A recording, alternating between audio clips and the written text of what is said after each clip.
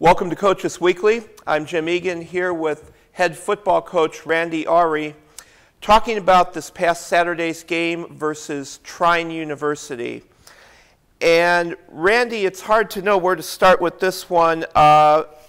People that just saw the score of Saturday's game probably don't realize the whole story. It began with an early morning departure, which was all of a sudden wound up a huge traffic snarl in Indiana, causing an hour and a half, almost an hour and a half delay to kickoff. And for the game itself, you guys were right there for 2.5 quarters, and then I guess you could say kind of the enormity of what had happened that day just caught up with everybody all of a sudden.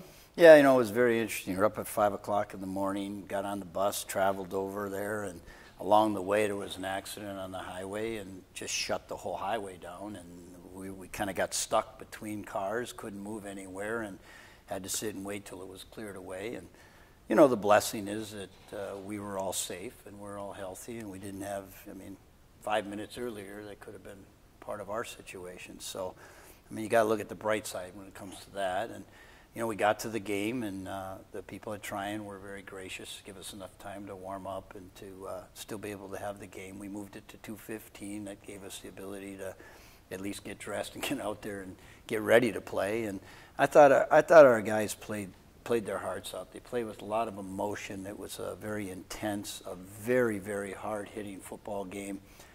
That may be the best football team we see all year. If not, they're going to be one of the best.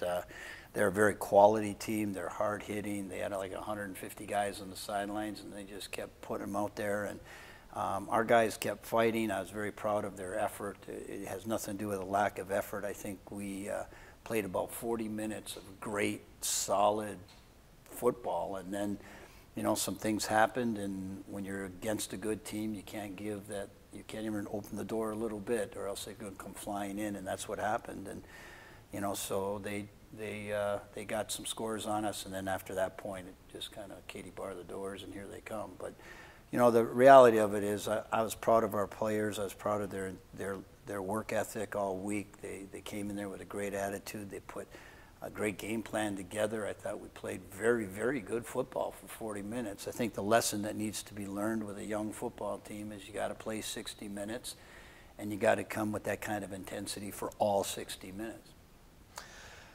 Now, you had said in last week's interview, and you just said it again, that Trine is certainly going to be one of the best teams that we see this year.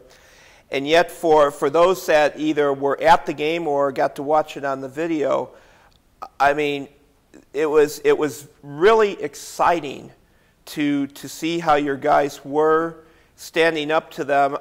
Trailing 12-7 at halftime, and then within just a couple minutes in that third quarter, you break 2 long pass plays for touchdowns to Rashad Lofton and Corey Dooley. And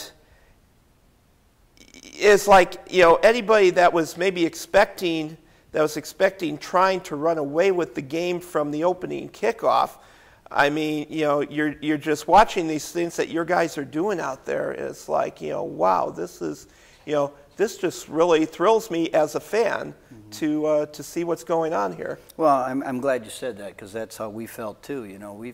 We felt the effort was there. They put together a great, like I said, 40 minutes, and they took the hits, and they kept out there fighting, and they kept getting after it. And, I've reminded our team, Rocky, it's kind of like a Rocky, two heavyweight boxers going at it, but Rocky didn't win the first fight, and you got to learn how to win those you get in those games, and, they can be overwhelming, they can be emotional, they can be a real intense kind of situation. And I thought our guys really, stepped up to the plate, but now we got to learn how to hold that on for 40 plus 20 to make 60 minutes, and not just do it for 3/4 of the game. And that's really the difference, is that we're a young team still. We got a lot of young football players, a lot of guys that, a lot of our guys that are major players are going to be back here for the next few years. So there is some excitement with the football team and the direction that we're going, and we're pleased with all of that. We just need to keep putting pieces of the puzzle together, and hopefully we can do that this week going into Aurora. Yeah. Now, this game wrapped up the non-conference part of your schedule. It's all conference from here on, starting with this Saturday at Aurora. You come on non-conference 2-2, which is pretty good with some of the competition that you face. Okay, you talked about the heart that the guys have, and nobody can question that. Is there anything else about our team right now that maybe you've learned over these first 4 games of the season? Well, I think the desire to win, the work ethic, the character of this football team is just showing. It's showing that they want to be a Cougar. It's important to them to be a part of this school, this university. It's a great program, and they're proud to be a part of it. And they're out there and they're working very, very hard. They got great attitudes. This is a great group of young men, and I'm very proud of the efforts that they're putting forth. And I think our staff will, we got to regroup a little bit going into this week. We got a few injuries that other guys are going to get their opportunity, so they're going to have to step up and play. Like you said, it's a conference game, so that gives us a lot of reason to play because we're still in. When you look at the major goals of a football team, the first thing you want to do is win your conference, and we still haven't even played a conference game yet. So it's kind of like playing 4 preseason games in the NFL, and then you start playing for real. So not like we haven't taken any game lightly, but right now our sights are on Aurora. We're looking at Aurora. We got Aurora at their place, and we're playing another homecoming. So that gives us the incentive to get after it and give them everything we got, and that's all we can do. Now, I know that Aurora played Trine as part of their non-conference schedule earlier, so I'm sure your coaching staff might be looking a little bit at some of that game, but what can you tell us in general about Aurora? Well, Aurora's a good football team. They're very strong. The offense is a quality offense, and I think their defense has been a big part of what they coach, because Coach Ponce is a real good defensive mind over there, and I think they bring a lot to the table. They got some good athletes, and they've got some big guys up front, and every game in our league is going to be a test, and I think Aurora is one of those teams, even though they weren't ranked as high in our conference when you look at the preseason polls. I think they're a good football team, and they're going to be surprising a lot of teams by the end of this season. All right. I'd like to thank you for your time today, Randy.